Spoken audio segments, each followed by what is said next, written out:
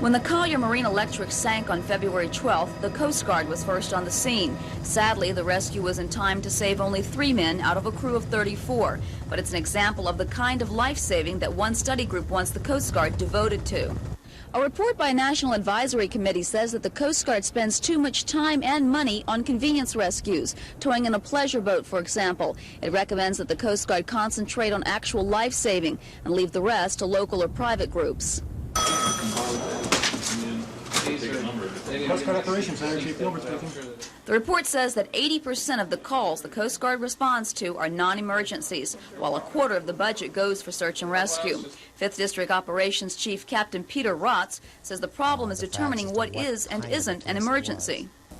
We can't classify how severe the emergency was until we get on scene.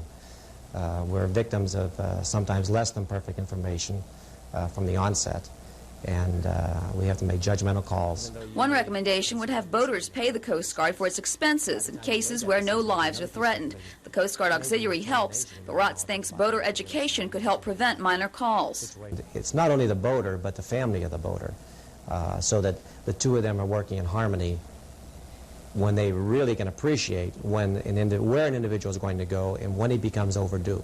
The Coast Guard will continue to respond to all emergencies while the recommendations go to Congress and the President for review. In Portsmouth, Cynthia Smoot, The Daily News.